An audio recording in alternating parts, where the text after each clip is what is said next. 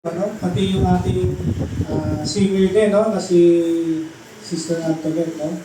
Ilapit natin kay Lord kasi alam natin si Lord ang nagbibigay ng kagalingan at kalakasan sa ating katawan, no? Sabi ni Lord, napakakal Lord, bawat sugat daw na ang tinabuhay para tayo ay bumalik. Amen po ba? Amen. Okay? So, ating kung pwede po ba itaas natin ang ating kamay? Tapos, pigit po natin ang ating mga mata. Huwag po natin intindihin yung ating katabi. No? Damhin natin ang presensya ng Panginoon. Let's invite the Holy Spirit, no? Nasamahan na tayo sa buong araw, no? Buong oras ng ating gawain. So ba, tayo po manalangin. Aming Amang nasa langit, marami pong salamat sa panibagong pagkakataon po at pribilehiyo na ipinagkaloob niyo po sa amin upang kami po ay magsamba at mangaral ng iyong salita bilang iyong isang bayan, Panginoon. Salamat po sa kabutihan, sa biyaya at katapatan, kagalingan, Panginoon, sa aming mga buhay. Panginoon, habang kami po ay nakikinig at nag-aaral ng mga salita tungkol sa mga huling araw, Panginoon, sa end times, at ang tungkol sa pamumuhay, paano kami mamumuhay na banal, sa kabila ng mga senyalis ng mundo ay patapos na. Sa kabila ng mga palatandaan na ang mundo ay sila. Nawa, Panginoon, puspusin mo kami ng iyong Espiritu Santo, ng iyong gabay, upang kami makalakad sa iyong kabutihan, Panginoon. Kami ay makatayo sa iyong biyaya, Panginoon. Tulungan niyo kami, Panginoon, na hindi lamang maging tagapakinig ng iyong salita, kundi maging tagasunod, Panginoon, ng iyong mga salita. Sa mundo na puno ng tukso, problema, mga daladalahin, Panginoon, ang makapaglayo sa iyo, Panginoon, bigyan niyo kami ng lakas upang kami po ay manatiling maging tapat hanggang sa wakas. Kami po ay manatiling banal at matuwid, Panginoon. Tulungan niyo kami mamuhay na may takot sa iyo, Panginoon, at may pag-ibig kay Jesucristo na iyong anak. Gabayan niyo po kami, Espiritu Santo, sa aming lakarin araw-araw, sa aming daily life, Panginoon. Pagpalain niyo ang buong gawain namin, Panginoon, ngayong araw. Gamitin niyo ang mensahe upang baguhin ang aming mga buhay. At mas mapapurihan ang iyong pangalan, Panginoon. Muli po, Panginoon, ang lahat ng papuri, parangal, pagsamba, pasasalamat ay sa iyo lamang. Sa ngalan ng iyong anak na si Jesus. Amen. Amen. Ito, makakaupo na po tayo.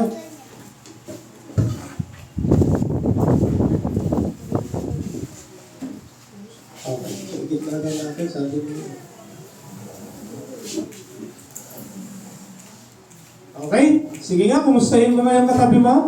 Yeah. Tapingin mo nga. Sabihin mo, kumusta ka na? Kumusta ka na? Yeah. So happy. God is good? All the time. All the time? God is good. Kumusta po ang inyong buong isang linggo? Siksik, liglig, at umahabang ba ng pagpapala ang naranasan natin? Amen? Sige nga, ang lahat ng pinagpala nitong mga nakaraang linggo sumigaw ng amen at may malakas na palakpak. Amen! Hallelujah! Praise the Lord! Sige po, palakpakan natin ang Lord. Amen! Okay po, so magsisimula po tayo ng ating pag-aaral tungkol sa end times and hope, no? Kasi natapos na po natin, naunawaan na natin na ang mundo ay sira, no? At wala na tayong magagawa doon sa mundong sira. Ang magagawa na lang natin ay tumayo doon sa biyaya ni Kristo, di ba? Kasi pagka kay Kristo nakatayo ang ating pananampalataya, kailanman hindi tayo matatalo. Okay? Tinignan tayo ko. Nag-start ako 10:50. Yan, yung timer. Okay?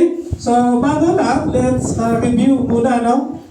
Short review, quick review doon sa ating napag-aralan last time, no? Yung end times. Or yung mga tanda, mga signs na nalalapit na ang katapusan ng mundo, no? Okay? Next. Ang main verse natin last time ay yung nasa Mateo No? Mateo 24, verse 6 to 8. Ang sabi dito, at makakarinig kayo ng mga digmaan at mga alingaw-ngaw ng digmaan. Ingatan ninyo, huwag kayong mabagabag sapagkat kinakailangan mangyari ang mga bagay na ito. Datapwat, hindi pa ito ang wakas sapagkat mag-aalsa ang mga bansa laban sa mga bansa at kaharian laban sa kaharian at magkakaroon ng mga tagutom at mga lindol sa iba't ibang dako. Datapwat, ang lahat ng ito, ang mga bagay na ito ay pasimula ng kahirapan. Palapakan natin ang salita ng Diyos. Tanong ko sa inyo, lahat ba ng mga sinabi na ito ni Kristo nangyari na? Amen! Amen. Patuloy na nangyayari na itong mga may mga digmaan, may mga rumors of wars, may mga famine o tagutom na nangyayari na. No? Ang konteksto kasi ng talata na ito, bahagi ito ng sermon, no? Nabanggit natin ni Jesucristo doon sa bundok ng Olivo. Ito, response ito ni Jesus Christ nung tanungin siya nung kanyang mga alagad. No? Ang sinabi ng mga alagad, kailan mangyayari yung mga bagay na ito? Kasi sinasabi ni Kristo, nagpo-prophesy siya, no? Na yung templo, no? Kasi yung templo during that time ay simbolo ng kanilang pananampalataya. No? Kaya naman yung mga alagad noon ni Kristo, yung 12 apostles, hangang-hanga doon sa ganda at laki ng templo.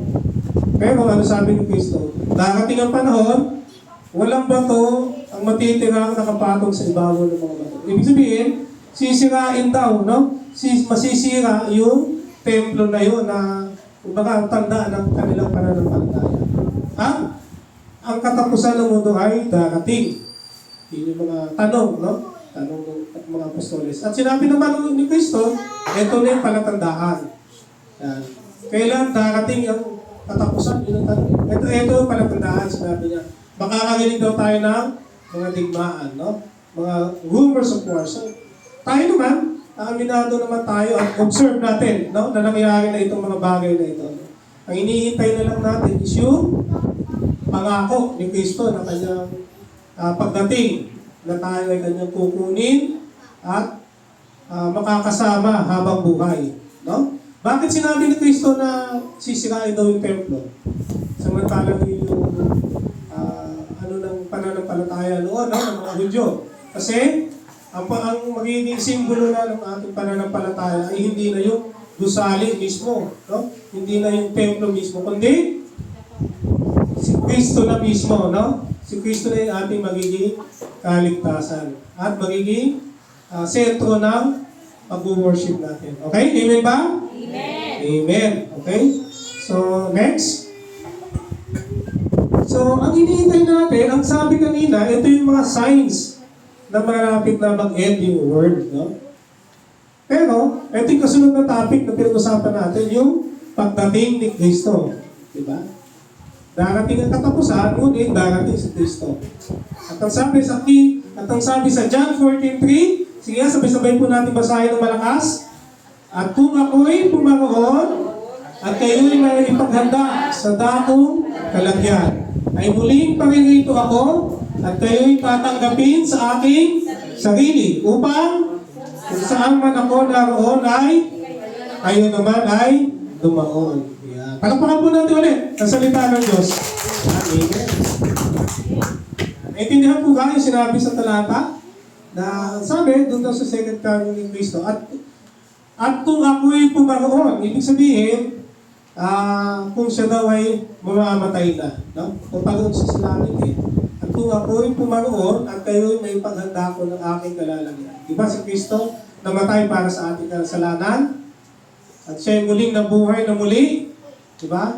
Nung nabuhay siya muli, umakyat siya doon sa kanan ng Ama, no? Sa langit. Pero anong purpose? Bakit siya umakyat? Yun yung sinasabi dito eh. Ang purpose niya, kaya siya umakyat sa langit upang may paghanda daw tayo ng matitirhan. Diba? Upang may paghanda ko kayo ng dakong kalagyan.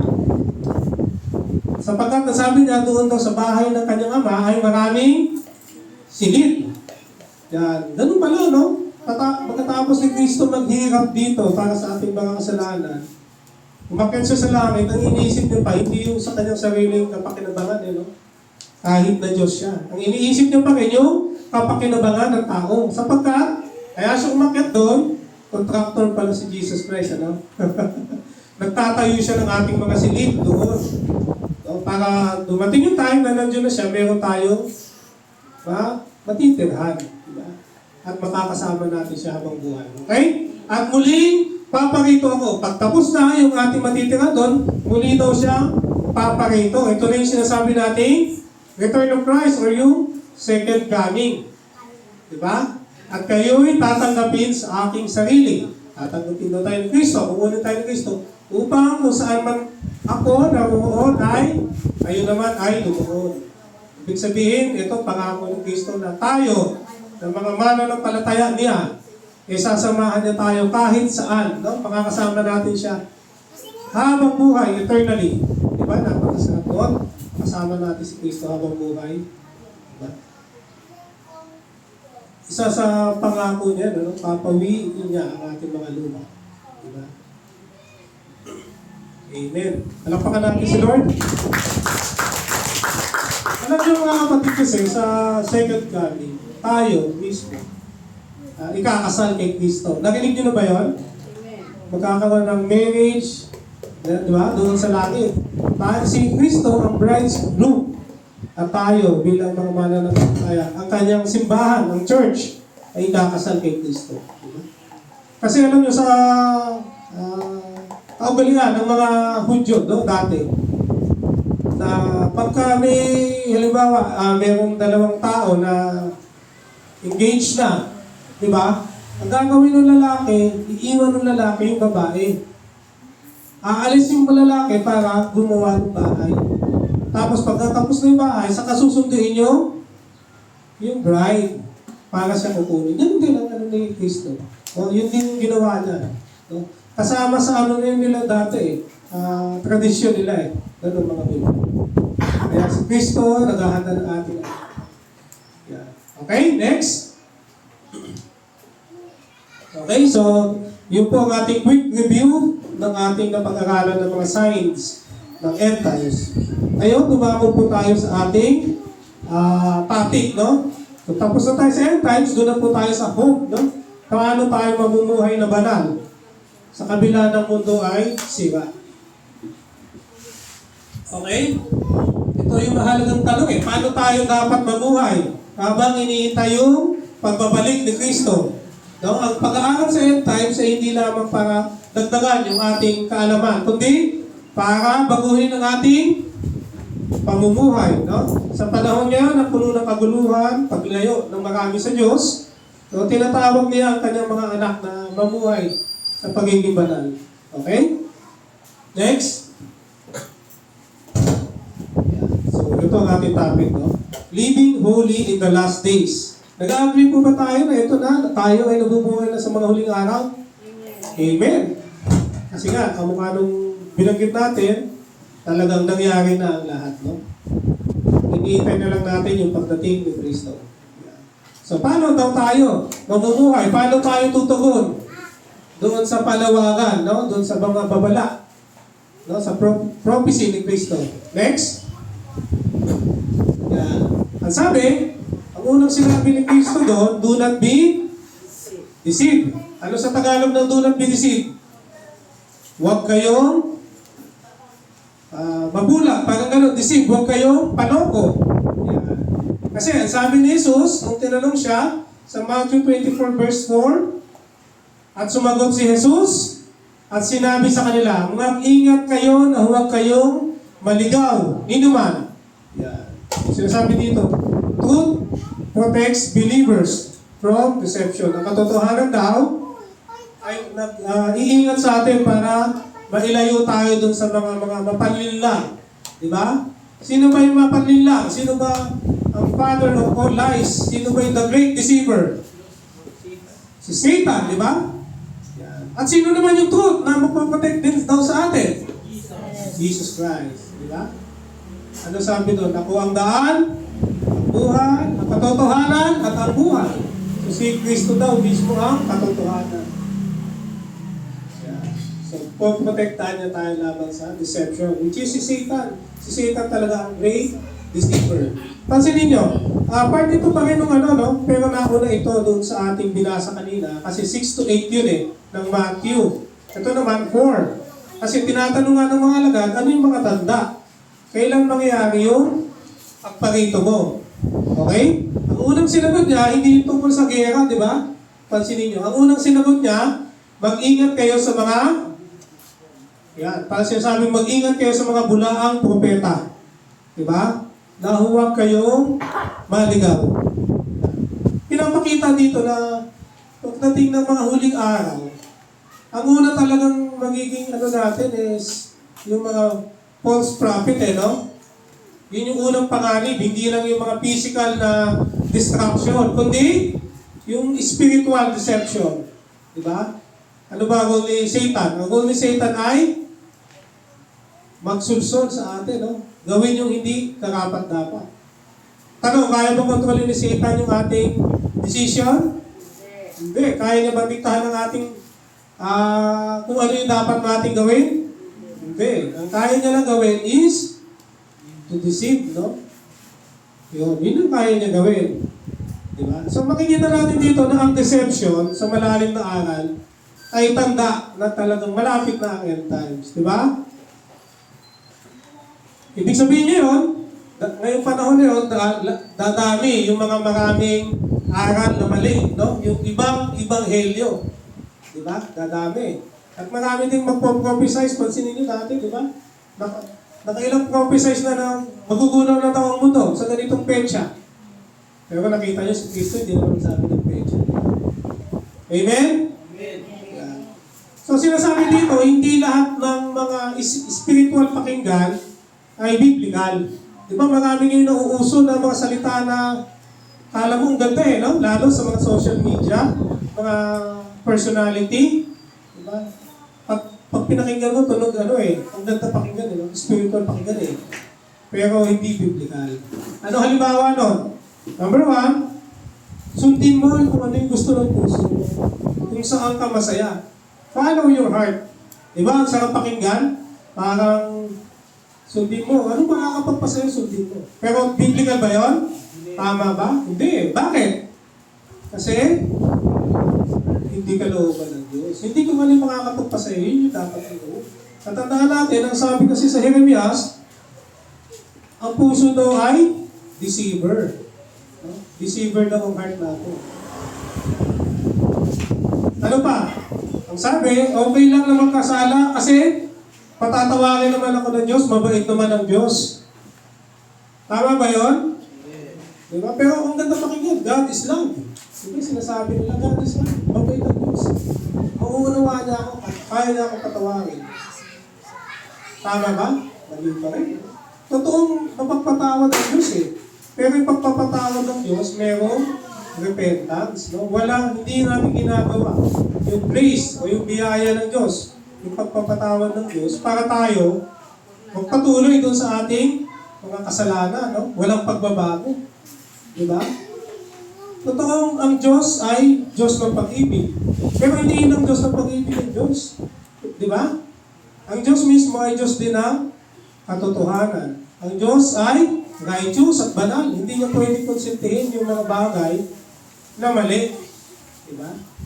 So, kung meron love, meron ding truth.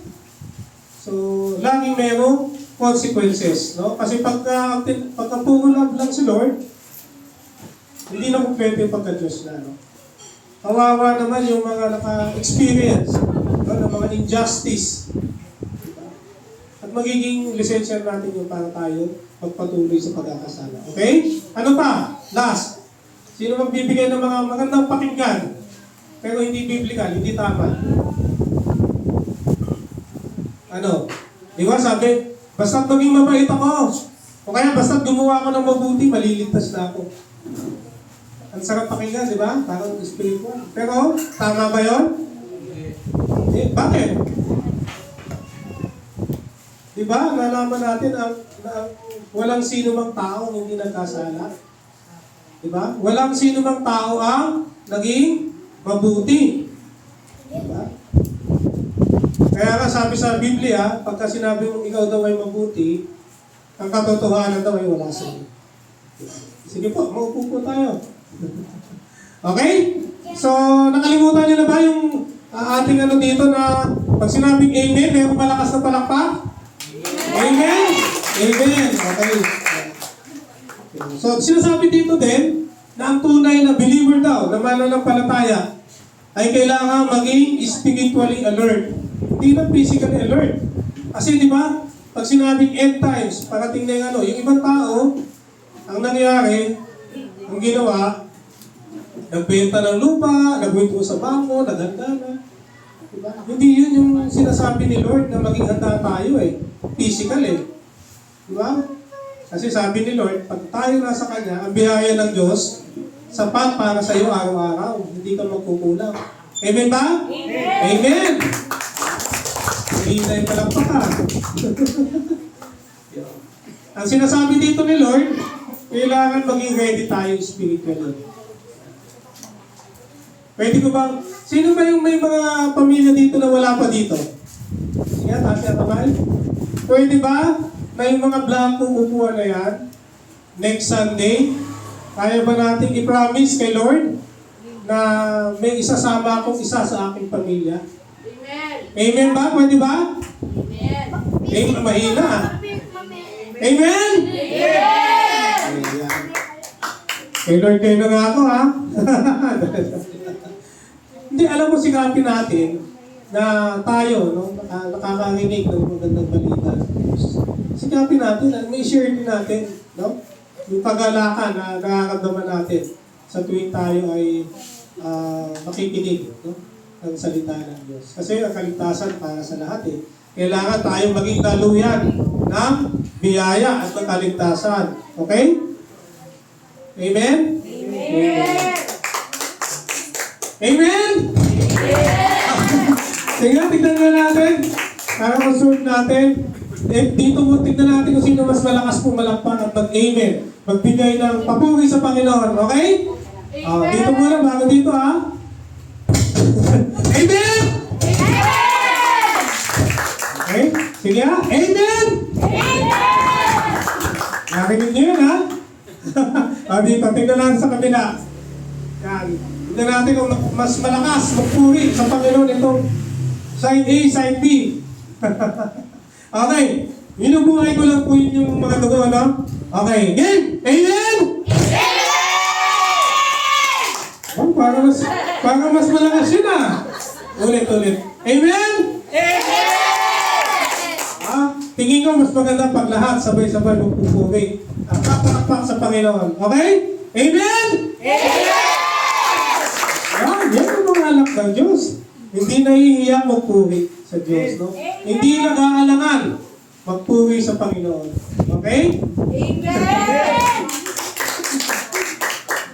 Sige, tapigin mo, hikatabi mo tahat, magpuri tayo sa Panginoon. Sige, halugin mo. Para magising, yan. Okay. Sige, next slide. Grabe makahalog po mga kabataan natin. Okay na, tapos. Okay? So kung yung kanina ay ang panawagan sa atin, no? Ay huwag tayo balilang ng mga bulaang propeta, no? Yung mga magtuturo ng maling katuruan. Di ba? Ano ang unang-unang palatandaan ng maling katuruan? Pagka sinasabi, pagka ang doktrina ng kanilang tinuturo ay hindi sapat yung ginawa ni Kristo sa krus ng Kalbaryo. Ibig sabihin, ang kaligtasan ay by works. Ang kaligtasan ay kailangan mong pagtrabahuhan. Hindi sapat yung ginawa ni Kristo. Kailangan 50% kay Kristo, 50% din sa'yo. Yun ang sinasabi ng ilan, no? Shared. So pagka marinig niyo yun, naku, tumakbo kayo, palayo. Kasi ang tinapos na gawa ni Kristo, dahil yung sinabi niya na it is finished, it is done. Diba? Sabi niya, tetelestai, ay talagang tapos na. Diba? So, wala tayong kayang gawin para na mabuti, na para pagtrabahuhan, para ma-earn natin yung ating salvation. Diba? Sapagkat ang sabi, ang lahat daw ay nagkasala. Walang sino man ang nakarating sa kaluwalhatian. At ang ating mga gagawing mabuti, maguming basahan lang daw yan. Yan. Sa harapan ng Ama. Okay? So, yun yung mga palatandaan. Ano pa? Pag sinabing ang salvation daw ay nawawala. So, isang malaking egis ulit yun. Maraming nagsasabi na kailangan ingatan mong mawala yung iyong salvation. Pero natutunan natin dito, di ba? Sabi, si Kristo ang author at finisher ng ating pananampalataya. At sabi, walang sino man daw makakapagpahiwalay ang pagmamahal ng Ama. Di ang kasalanan, kamatayan, kahit ano pa man. So, paano mo maiwawala kung si Kristo nag-iingat? Di ba? E, pwede ba yung umaga, nagdiwang yung mga anghel sa langit kasi tumanggap pa kay Kristo, sinulat yung pangalan mo sa aklat ng buhay. Tapos pagdating ng tanghali, nagkaroon ng konting problema, nakita mo yung kapitbahay mo chismosa, medyo binubo ka, nainis ka, nagkaroon ka ng nagkamali ka, nag-isip ka ng hindi maganda, napamura ka. Pero pwede ba yung salvation na tinanggap mo kay Kristo, mawawala? Patitigilin yung mga nagdidiwang na anghel sa langit? Hindi. Wala namang eraser dun sa langit na bubuhay yung pangalan mo na naisulat na sa aklat ng buhay. Di ba? Kaya tayo nakakagawa ng mabuti, tandaan yung mga kapatid. Yun ay bunga, no? Ng kaligtasan na tinanggap natin. Di ba? Kasi si Kristo nasa sa atin, templo tayo ng Diyos. Ulit-ulit natin, tayo ay templo ng Diyos. Ang Diyos ang naninirahan sa atin. At kung ang Diyos ang naninirahan sa atin na mabuti, ang magagawa natin ay mabuti. Hindi nga lang perfect, pero unti-unti araw-araw mayroong changes o pagbabago sa buhay natin. Amen ba yun? Amen! Amen! Sabihin na naman, no? Amen ba yun? Amen! Ano ang active of participation? Okay? So mag-iingat daw tayo sa mga ganun bulang propeta. No? Ayaw natin yung ating mga kapatid kasama sa bahay ay ganun din. Maniligaw din ang iba. Ikaw na nakatakbo ka na ng Panginoon, ng Lord. Sa biyaya niya, dapat maging instrumento tayo. Pwede ba yan? Kaya kung sino man dyan na mayroong katabi na upuan na bakante, sabihin mo, Lord, promise, gagawin ko po yung lahat ng aking makakaya. Ang aking mga mahal sa buhay, pamilya, kapitbahay, kaaway. Gusto ko po, madala ko po dito sa church. Yung iyong kaharian ay lumawak. Marami pong kaluluwang kayo. Okay? Amen. Next. Ay, teka, hindi pala natin yun. Okay? So, kung kanina, do not be deceived. Ngayon, ang sabi sa atin, i-renew yung ating mind. Diba? Sige nga, sabay-sabay natin. Sabihin mo nga, renewing the mind. Renewing the mind. Yan, renewing the mind. Baguhin ang ating pag-iisip. Ay renew, i-transform. No? Hindi lang simpleng pagbabago. Kasi, ano ang sabi sa Romans 12 verse 2? At huwag kayong makiayon sa sanlibutan ito.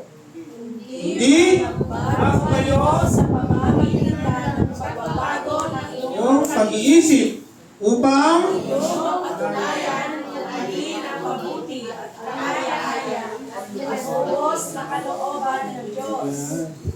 Sinasabi dito na yung transformation daw, ang ating pagbabago sa buhay natin, sa sarili natin, ay nag-uumpisa sa mind, sa isip, di ba?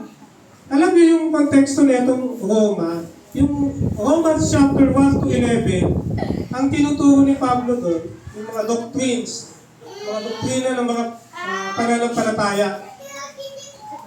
Okay? So ano yung mga sinasabi doon?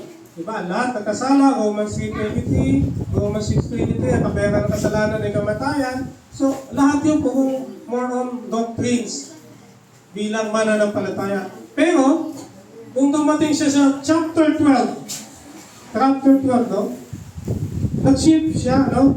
Nag-shift siya ng topic. Ang naging topic niya na yon ay tungkol sa, naging papunta doon sa practical Christian living. Kung noong una, doctrine ang tinuturo niya, ngayon naman, tinuro niya na paano tayo mamumuhay bilang isang Kristiyano, bilang isang bayan. Okay, nakakasunod ba? Yan. So bago itong Romans 12:1, sinabi muna ni Apostol Pablo, yung Romans 12, verse 1, bago yung verse 2, di ba? At ang nakalagay ito sa verse 1, ihandog nyo ang iyong mga katawan bilang isang buhay na sakripisyo. Yan. Ihandog ninyo ang katawan na isang haing buhay. Yan yung sinabi niya. Pagkatapos, sa kanya binanggit yung sa verse 2 na huwag kayong makiayon sa sanlibutan ito. Ano ba ibig sabihin nun? Ibig sabihin nun, ang transform, no? Ang renewed mind, hindi nakabase doon sa panlabas na gawa talaga eh. Ito ay nakabase, magsimula muna doon sa transform na pag-iisip. Diba? Ano ba yung ibig sabihin ng makiayon? Ano ba yung word na makiayon sa sanlibutan ito? Sige nga, ano ba yung ibig sabihin ng huwag makiayon? Huwag sumabay. Diba? Huwag sumama. Tama. Thank you, Ate Gina. Ano pa? Dito. Ano yung huwag makiayon? Sige, sis, ano? Huwag? Huwag makialam? Pwede rin. Ano pa? Huwag gumaya. Thank you. Tama, huwag tayo daw makiayon sa takbo na sa ito. Dahil, ang sanlibutan ay puno-puno ng, ano? Pride. Ano pa?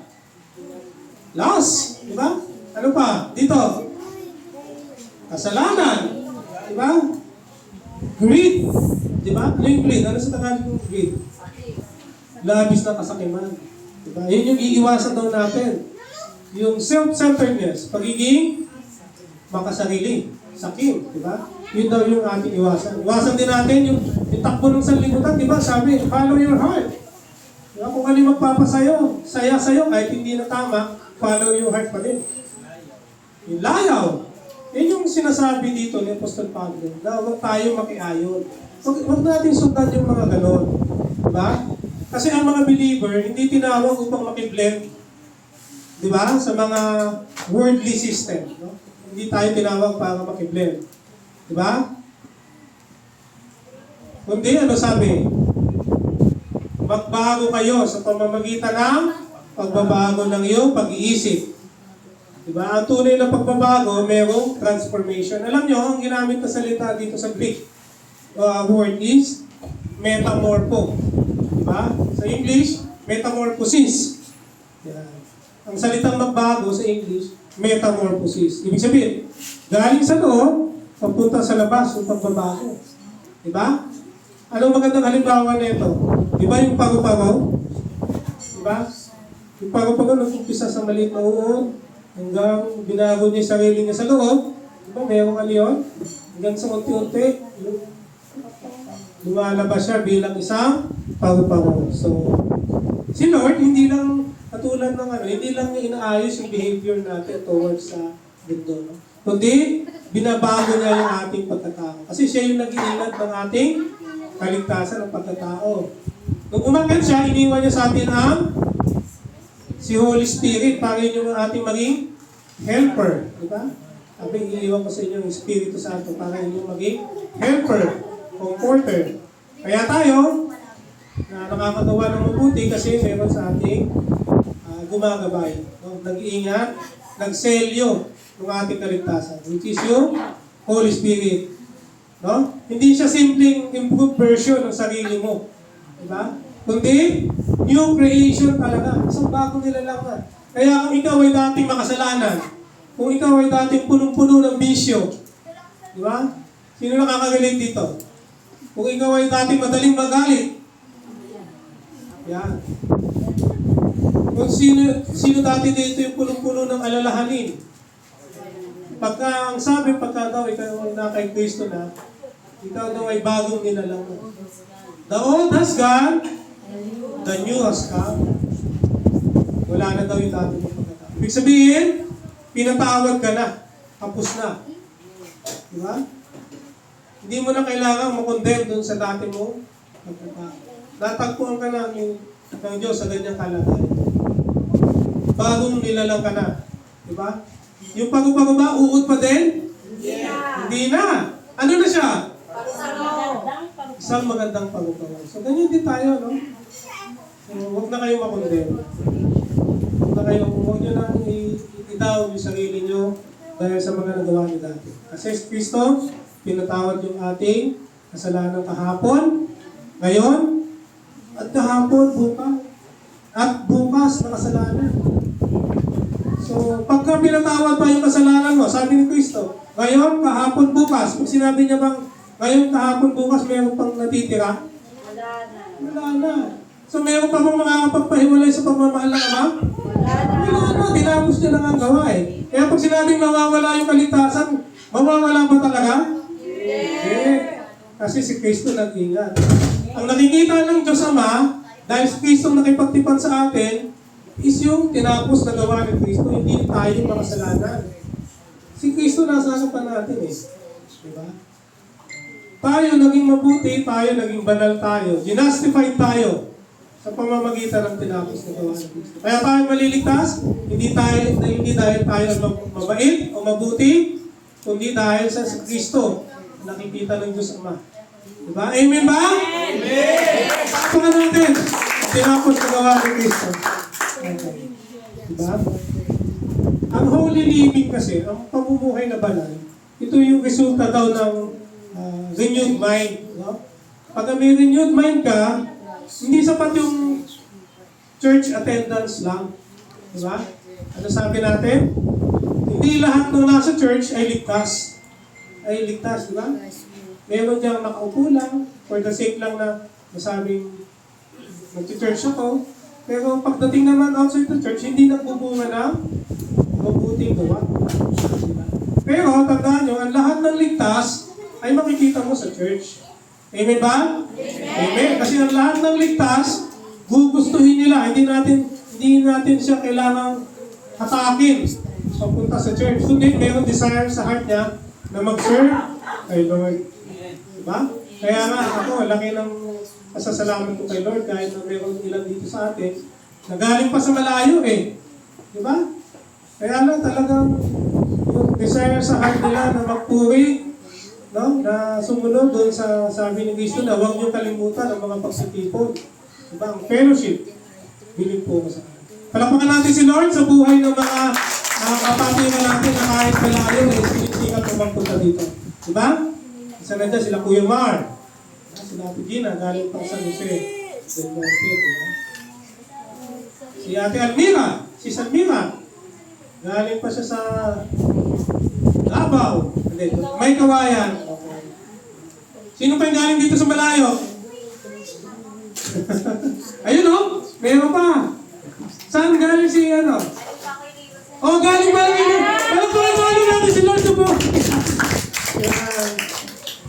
Kilala niyo na ba siya? Sige yun, pakilala. Pangalan? Vanessa. May asawa. May anak. Si Sis Vanessa, dati natin siya kasama sa sentro. Sa sentro. Yung massage natin. Magaling yan. Kaya ano pa ba? Pwede ka mag-plug mamaya. Galing Iloilo pero hindi distance. No? Kaya talaga pag nasa iyo si Lord, talaga mainit na mainit ka, no? Kung alas 9 ang simba, 8:30, alas 8, nandito ka na eh. Dahil sobrang excited mo. Gusto mo may matulong ka pa bago mag-start ang gawain. Gusto mo makapagwalis ka pa. Diba? Gusto mo makapag-arrange ka pa ng chair. No? Para mayroon kang may doon sa gawain ng pagpupumi kayo. Amen ba? Ganun ba yun? Amen. Okay. Kaya sabi dito, pansin niyo, upang inyong mapatunayan kung alin ang mabuti at kaaya-aya sa looban ng Diyos. Yeah? Kasi pagka-renew ng mind, mas malinaw mo makikita ano yung mga kaaya-aya at mabuti sa paningin ng Ama. No? Magkakaroon ka ng discernment. Diba? Magagamit ito in terms of decision making. Gagawin ko ba ito o hindi? Diba? Sa mga decision sa buhay, ano yung tuturuan ko kayo, sa mga decision in life, isang tanong lang ang kailangan mong sagutin sa sarili mo para malaman mo kung tama, di ba? Ano sabi sa salita ng Diyos? In everything you do, do it for the glory of God. Put God first. Kaya lang, ang eksaktong talata, in everything you do it for the glory of God. Kaya nga, pag may desisyon ka sa buhay, ang unang mong tatanungin sa sarili mo, mag-glorify ba si Lord sa gagawin mong ito? Pagka yes, ang sagot, hindi ka magkakamali kahit kailan yung desisyon. Kasi yun yung utos niya. Halimbawa, ano bang mga common scenario na tinatanong mo, na iniisip ko tama ba magiging desisyon? Sige nga, sisabihin na ano mga simpleng decision making na nahihirapan ka? Tama ba na mag-stay? Tama bang stay? Oh, diba? Tama bang mag-stay sa isang lugar o sa isang sitwasyon na kinabibilangan mo ngayon? Ang itatanong mo na naman, mag-glorify ba si Lord pagka nag-stay ako?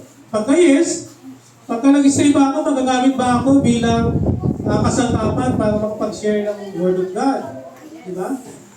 Magagamit ba ako doon sa sitwasyon na yun para yung mga ibang hindi pa mananampalataya ay makakilala?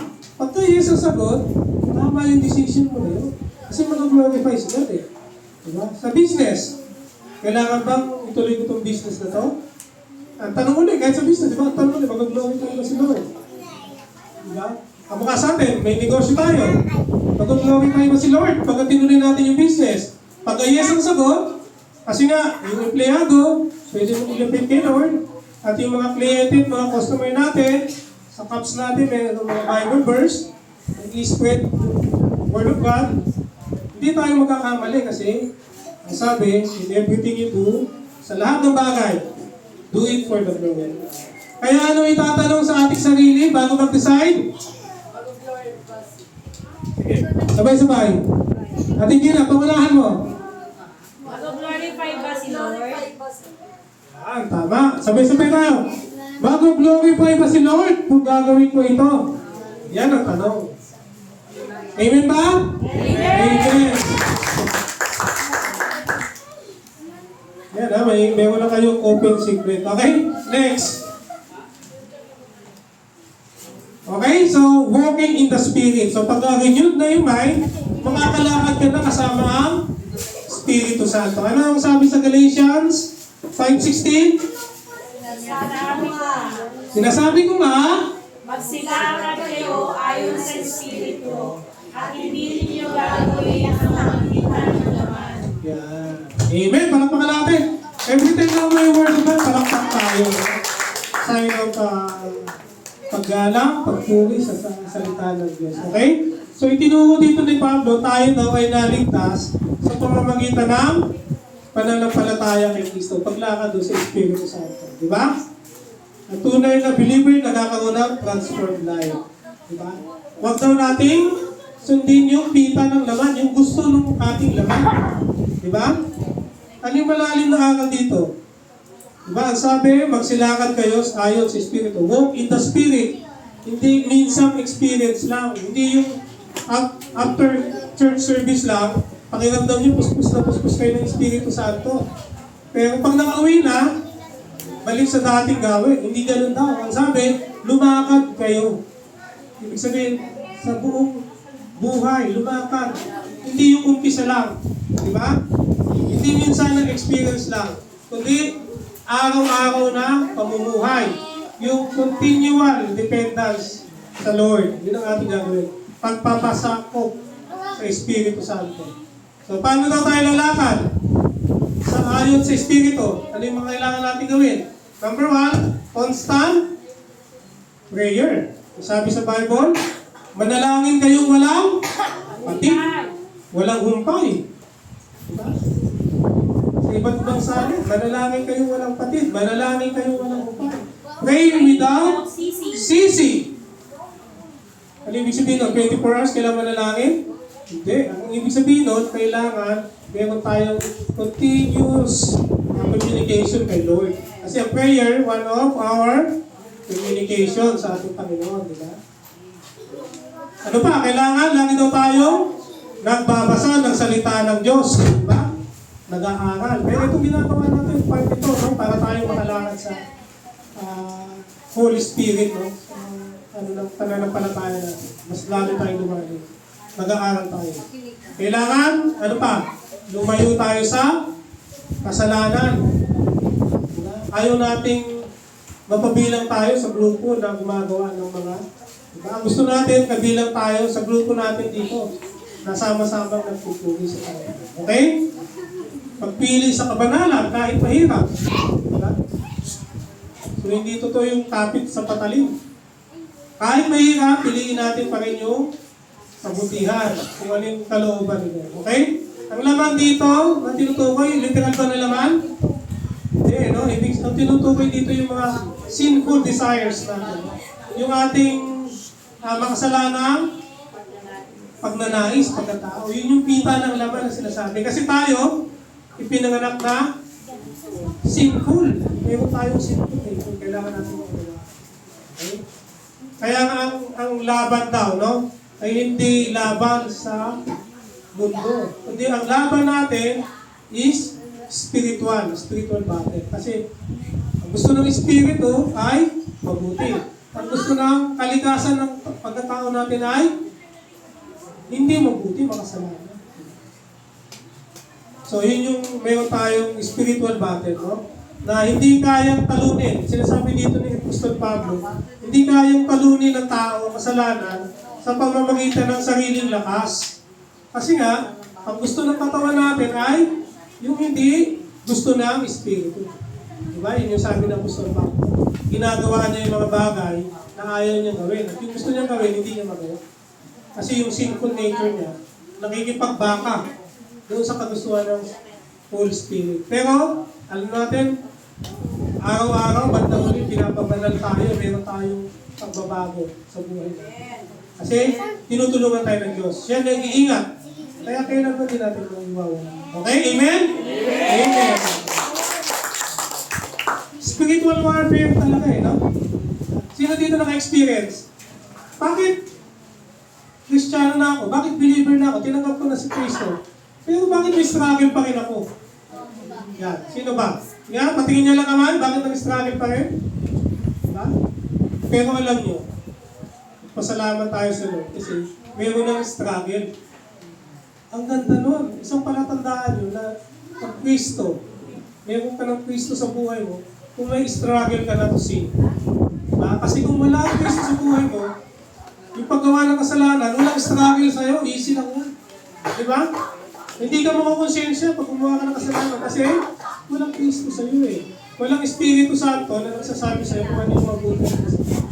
Pero dahil na mayroon ka ng Espiritu Santo, umikilo sa iyo ang Diyos. Ngayon ka na tuloy, huwag mo ka na gawin ito kasi nakukonsensya na ako. Diba? So ang struggle ay umpisa ng paggawa. No? Palatandaan na mayroon na tayong Kristo sa buhay natin. At dahil tayo mayroong free will, ano ba yung kailangan natin sundin? Amen ba? Amen! Ang bakal talaga sa loob eh, no? May flesh to desires. Okay? So, ang pagiging banal daw, pamumuhay ng banal ay ebidensya ng spiritual life. So, basahin natin. Victory comes from surrender to God's Spirit. Okay? So, paano natin ito ikukulit? Kasi ngayon, parang normal na yung kasalanan. Normalize na kasalanan. Ina-accept na natin yung mga immorality. Di ba?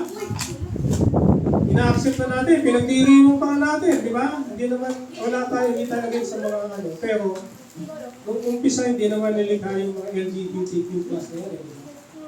Pero bakit yun? Pinagdiriwang pa nila yung gano'ng mga bata, di ba? Ang sudong at bumawang, ginunaw dahil sa mga kasuklam-suklam ng mga gawain. Di ba? Sa harapan ng Diyos. Di ba? Pero ngayon, bakit pinagdiriwang pa yung Pride Month? Di ba? Yung ano nila, Rainbow Pride Month, pinagdiriwang yung Pride Month. Pero ano bang unang kasalanan na nakumit? Pride. Di ba? Sino nakakumit ng pride? Si Satan, di ba? Yung pride ni Satan, na gusto nyo. Aakyat daw siya doon sa alalalagyan ng ano. Yung pride niya, gusto niya siya rin sambahin. Pero bakit niya sineselebrate natin ang Pride Month? Hindi pala natin, yung mga kapatid natin na pagbilang sila. Makikita mo talaga. So, ang gusto natin, sila mag-reach out. Kung meron kayong kakilala, sa ganun, ayaw natin sila mahulog. Ito kaya natin mapahamak. Kung meron kayong kakilala, dali niyo sa church. Kasi ang salita ng Diyos ay mabisa. Diba? At buhay. Pag narinig nila ang salita ng Diyos, imposible hindi sila maniniwala at mananiwala.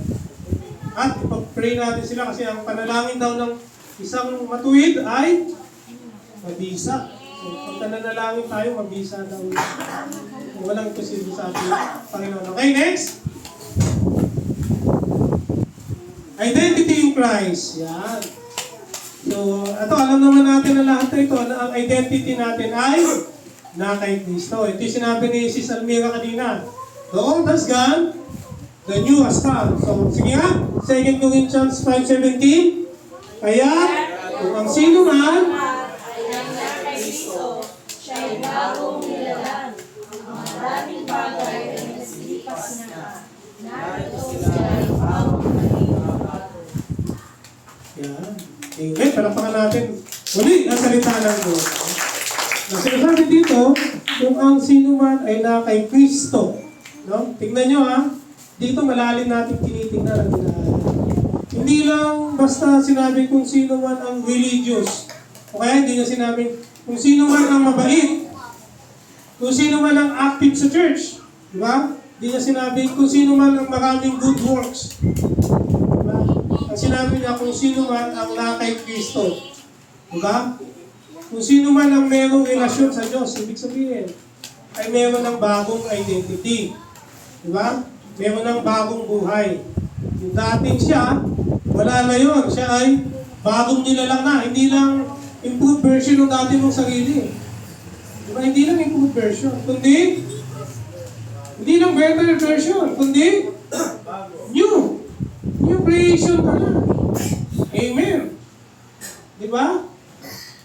Ang katauhan natin, ang identity natin, na kay Kristo na. Si Kristo na yung nakikita ng Ama. Diba? Kaya nga ang tawag sa atin, kung habang patuloy tayo mag-aaral, magpunta tayo sa tabi. Sino ba talaga yung mga santo? Diba? At matutuklasan natin doon, tayo yung mga buhay na santo. Santo, hindi dahil tayo ay mabuti, kundi tayo ay pinabanal. Justified ni Kristo. Kasi tayo, ang representative natin, si Jesus Christ sa Ama eh. Kaya yung galit ng Ama, yung pagpapatawad ng Ama, binigay niya kay Kristo. Kasi siya yung umako, di ba? Siya umako ng galit ng Ama. Di ba? Sabi pang Ama ko, bakit mo ako pinagala? Talagang yung galit ng Ama, yung pagkakahiwalay siya ng experience. Diba? Siya yung umako ng ating kasalanan. Para i-represent tayo, mga tao. Diba? So, ang nakipagtipan sa Ama, si Kristo. Ang nakipagtipan sa atin, si Kristo. Tsaka tayo. Kaya walang ibang pamagitan. Papunta doon sa Ama, kundi si Kristo lang. Ang pangalan, Jesus na. Hindi kay Mary, hindi sa mga santo, hindi sa mga kung ano-ano may bulto, diba? Kundi kay Yesu Cristo lang. Sasamba tayo sa Espiritu at katotohanan. Okay? So hindi lang improved version, kundi bagong nilalang. Bagong ikaw na may bagong direksyon sa buhay. Diba? Bagong puso. Bagong desires. Papunta tayo doon sa bago na yun. Huwag nating expect na pag tumanggap ka agad, instant. Diba? Pero merong proseso na pagpapabalan. Pero ang tingin sa atin ng Ama ay matuwid na. Kasi hindi naman yung mabuti natin gawa tinitingnan, yung gawa ni Kristo. Kaya tayo yung masarap. Diba? Saint Mario? Saint Gibo? Saint Andrew? Pero ba dito Saint Peter? Na tayo daw ang mga buhay na salita. Okay? Bagong nilalang. Yung mga dating bagay ay lipas na, wala na. So, huwag na kayo, dati, ganito ako, kasalanan. Dati nagkasala ako, dati nagkasala ako. Nagkaroon ako ng mabigat na kasalanan, hindi ko na. Kalimutan niya daw yun. Sabi, ang inyong kasalanan ay aking kalilimutan. At pinalimutan na ni Lord yun. At sinabi lang, manampalataya lang tayo. Kaya huwag na tayo maging alipin yung ating nakaraan. Sino ba dito alipin pa nung nakaraan? Sino dito hindi na alipin nung nakaraan? Yan. Sige nga, tingnan mo kamay. Okay, palakpak natin kay Lord yan. Okay? Pinatawag na tayo. No? Tayo maging mga bago na. Okay? Next. Finishing strong. Ayon sa 2 Timothy chapter 4 verse 7, nakikibaka ako ng mabuting pakikibaka. Natapos ko na ang aking takbo, iningatan ko ang aking pananampalataya. So sinasabi dito, faithfulness matters more than comfort. So hindi niya pinili madaling buhay. Pinili niya yung siya ay makapag-tiis hanggang wakas para maligtas. No? Pero yung pagtitiis na yun ay hindi pa rin galing sa sarili niyang kakayahan. Kundi, ano sabi ni Apostol Pablo? Nagagawa niya ang lahat ng mga bagay dahil kay Kristo na nagbibigay sa kanya ng lakas. Nakanasan niya ng malaganang, nakanasan niya na rin maghirap. Diba? Si Apostol pa, ano dito yung sabi? Diba? Nakanasan niya na daw ang lahat ng mga bagay. Pero kaya niya yung napagtagumpayan dahil kay Kristo na nagbibigay sa kanya ng lakas. Okay? Kaya tayo dapat ganun din. Diba? May mga pinagdadaanan tayo. Hindi natin pansinin yun. Panghawakan natin yung sapat ang biyaya ni Lord na kamaraw. Amen! Diba? Amen! Okay? So, faithfulness matters. More than comfort. Kasi ang comfort palaging wala eh. Hindi naman magiging komportable kasi sira nga yung mundo eh. Ang comfort na kay Kristo. Okay, next. Next week. Okay? Okay, tayo po tayo. Tayo po yung natin.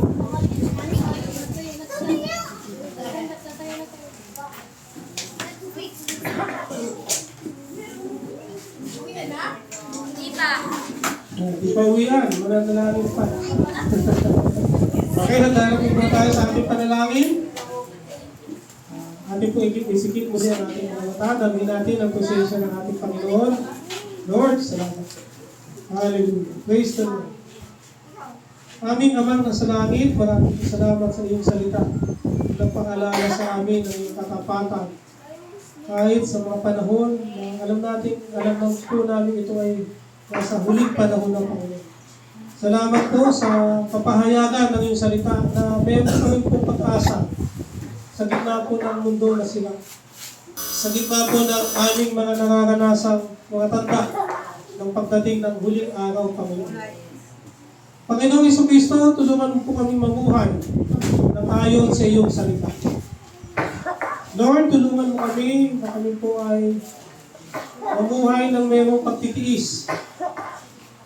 Lord, tulungan mo kami na matagpuan po namin ang iyong bilang. Panginoon, idinadalangin namin ang mga kapatid namin mayroong karamdaman. Panginoon, alam po namin na kayo po ang Panginoon na nagpapagaling, ang nagbibigay ng himala. Panginoon noon na nagpagaling sa mga bulag, Panginoon na nagpagaling sa babae na 12 taon ng inaagasan ng dugo na tila ba wala na pag-asa.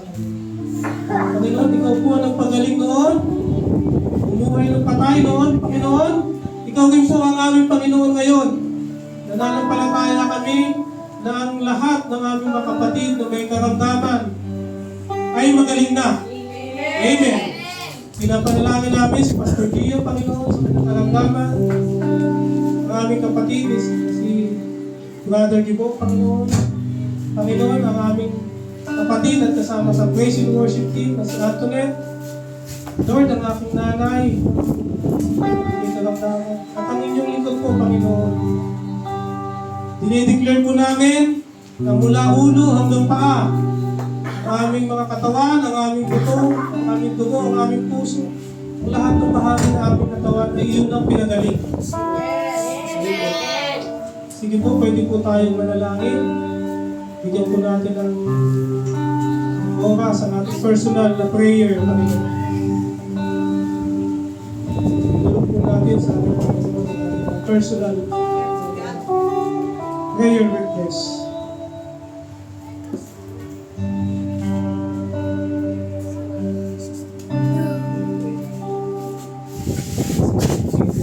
Banal na Espiritu, palakasin mo po ang aming pananampalataya. Tulungan mo kami manatiling nakakapit kay Kristo. Lord, alam po namin na hindi namin ito kaya. Kahit po kami kumakapit, kami po sa Panginoon ng Ama. Pero kung kami po ay yung hawak-hawak, nananampalataya at naniniwala po kami na hindi nyo kailangan kami bibitawan. Dalangin din po namin, Panginoon, ang mga taong hindi pa nakakilala sa iyo. Akin pong ikinukumit, Panginoon. Lord, akin pong pinapangako, nagagawin ko po ang lubos kong aking mga kaya. Ang miyembro ng aking pamilya, ang aking bahay, o ang aking hindi man kasundo, ay madala po dito sa church. Para Panginoon, mas marami pong tao ang maligtas, ang makakilala sa iyo, Panginoon. Lord, ito po ang aming samot dalangin. Sa pangalan ni Jesus. Amen. Anak ko na po natin.